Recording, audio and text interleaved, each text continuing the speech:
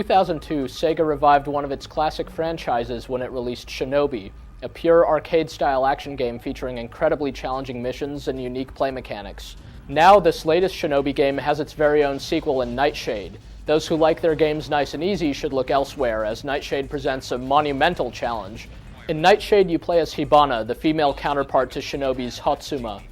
Hibana will need to brave about a dozen perilous stages filled with enemy ninjas, robots, and hellspawn. Furthermore, she'll also run across her former master and his cohorts, as well as a very nasty ninja cyborg. The game's story unfolds via pre-rendered cutscenes in between each mission. However, the story takes a back seat to the action, as well it should. Nightshade is structured just like Shinobi. The missions are linear by design, and each one culminates in a battle against a challenging boss opponent. These boss battles actually sometimes take longer to finish than the stages leading up to them. You'll need to master the specific play mechanics in Nightshade if you hope to get through even the first half of the levels.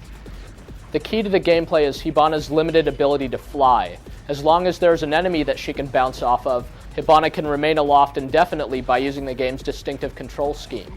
In Shinobi, you needed to perform some perilous leaps from wall to wall and over bottomless pits, and you could leap quite a distance by double jumping and then using a stealth dash. Nightshade ramps this core gameplay mechanic up a notch. The game kind of plays like a platformer, only instead of jumping from platform to platform as in Super Mario Bros., you'll instead be leaping from enemy to enemy, killing them one after another, and using them as springboards to your next victim. There's more depth to the gameplay than just flying around from bad guy to bad guy, though. Like in Shinobi, Nightshade challenges you to kill multiple enemies in sequence and rewards you for doing so not only with a cool cutscene and extra points, but by making Hibana's sword stronger and stronger with each successive foe in an area that she slays. When you kill an enemy, the enemy freezes and a meter starts dwindling down. You have just a few seconds to kill another foe. If there are 4 or more enemies in an area and you manage to kill them all in a sequence, Hibana executes a tate, and all the enemies are split in half at the same moment. This is how you max out your score, and it's also the key to beating most of the game's bosses. In some ways, Nightshade is actually easier than Shinobi. Shinobi's Hatsuma needed to constantly feed his sword with enemy souls, lest he run out of power. Also, in the previous game, if you died during a mission before reaching the end-level boss, you needed to start that mission over from the beginning.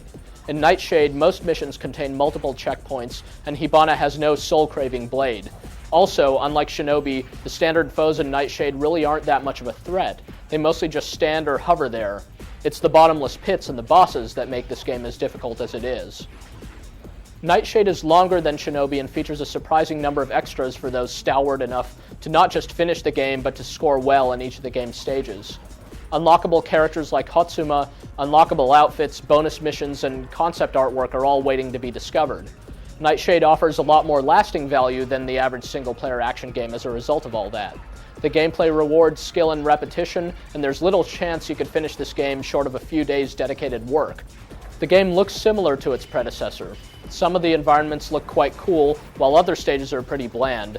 Most of Hibana's foes don't look terribly detailed either, but the simplicity of the visuals affords the game with its very fast, smooth frame rate. Meanwhile, Hibana's red and white ninja armor, combined with extremely dexterous-looking moves and flowing pink scarves, lend her a unique look that's only comparable to that of Hatsuma from Shinobi.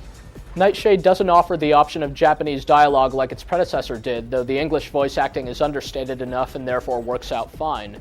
The sound effects are good all around, but the soundtrack is just terrific.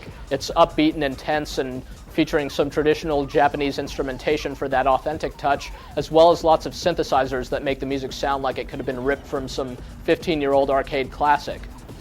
The game's difficulty, meanwhile, is clearly a design choice and not a fault, though the gameplay itself does have a few quirks. For instance, Hibana will sometimes target an undesirable foe, and at times the tate sequences will occur just as you're hovering above a bottomless pit, which can throw off your timing and get you killed.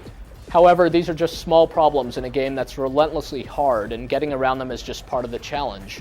In the end, Nightshade is a better game than its predecessor, and it's a uniquely difficult and potentially very rewarding action game in its own right.